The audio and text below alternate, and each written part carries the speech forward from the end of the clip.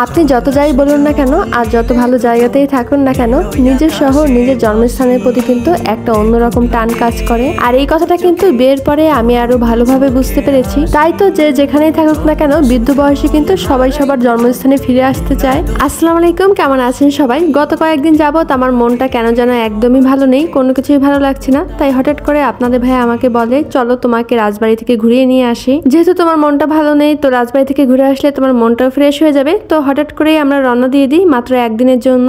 ভাইয়ার যেহেতু অফিসে একটু কাজ ছিল, তাই ভাইয়া আমাদের সাথে আসতে পারেনি। তাছাড়া কিন্তু আমরা সবাই মিলে রাজবাড়িতে গিয়েছিলাম আর খুব বেশি মজা করেছি। তবে আমরা কিন্তু মাত্র একদিনের জন্যই গিয়েছিলাম, যার কারণে মনটা একটু খারাপ। আরো বেশি দিন থাকতে পারলে কিন্তু আরো ভালো লাগতো।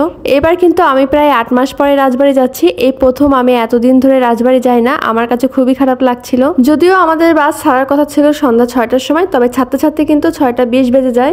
আর এইবার রাজবাড়ি যাওয়ার পথে এত বেশি জ্যাম ছিল, আমরা তো ভাবতেও পারিনি যে এত জ্যাম পড়বে। ঈদের সময়ও কিন্তু আমাদের রাজবাড়ির রাস্তায় এত জ্যাম হয় না, এইবার যতটা ফেস করেছি। তবে আমরা যে ভালোভাবে রাজবাড়িতে পৌঁছাতে পেরেছি তার জন্য আলহামদুলিল্লাহ। তো যাই হোক, আমরা কিন্তু এখন চলে এসেছি আর আমি তো অনেক খুশি।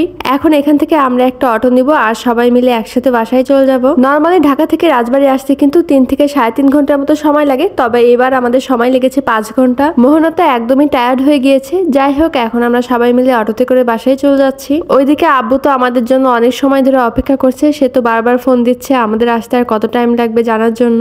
এই তো আমার সেই চিরচেনা রাস্তা, যে রাস্তাটাকে এতদিন আমি অনেক বেশি মিস করেছি। তো এই রাস্তাতে যাওয়ার পথে এত বেশি ভালো লাগছিল। বাসায় এসে তো দেখে আব্বু বাইরে দাঁড়িয়ে মোবাইলে লাইট জ্বালিয়ে আমাদের জন্য অপেক্ষা করছে। যাই হোক, অনেকদিন পরে বাসায় আসলাম, খুব বেশি শান্তি লাগছিল। তবে ভাই, এইবার জার্নি করে কিন্তু আমরা সবাই একদমই টায়ার্ড হয়ে গিয়েছি, একদমই এনার্জি নেই আমাদের কারোর। এখন বাজে রাত প্রায় 11:30 আর এখন আমাদের রান্না করে তারপরে খেতে হবে। ভাবা যায়, যেহেতু আব্বু একা বাসায় থাকে, সো রান্না করার মতো কেউই নাই, তাই এখন আমাদের নিজেদেরকে রান্না করতে হবে। তবে রান্না করার আগে সবাই মিলে হালকা পাতলা কিছু খেয়ে নিচ্ছিলাম। আর এই কেকটা ছোটবেলা থেকে আমাদের এত বেশি পছন্দ। কেকটার মাঝখানে মোরব্বা দেওয়া থাকে, যেটা আমাদের খুবই ভালো লাগে। তো আব্বু এই কেকটা আমাদের জন্য আগে থেকেই নিয়ে এসে রেখেছে। আমাদের ভাই এত ক্ষুধা লেগেছে, হাত মুখ ধোয়া বাদ দিয়ে আমরা খেতে বসে গেছি। আর আপনাদের ভাইয়া দেখুন এখানে ফ্রেশ হয়ে নিচ্ছে। অনেকদিন পরে আমরা সবাই একসাথে হলাম, শুধুমাত্র ভাইয়া ছিল না, ভাইয়াকে আমরা সবাই অনেক বেশি মিস করতেছিলাম। ও আসলে কিন্তু আমাদের আরো বেশি ভালো লাগতো। এখন প্রায় রাত 12টার মতো বেজে গিয়েছে আর এখন আমি আর আম্মু মিলে রান্না করব। আর ঘুমাতে ঘুমাতে কিন্তু আমাদের প্রায় রাত 2টার মতো বেজে গিয়েছিল। রান্না বান্না শেষ করে এসে দেখি আপনাদের ভাইয়া প্রায় ঘুমাই গেছে। তো তাকে ডাক দিয়ে উঠাই আর এখন আমরা সবাই মিলে একসাথে খাওয়া দাওয়া করে নিব।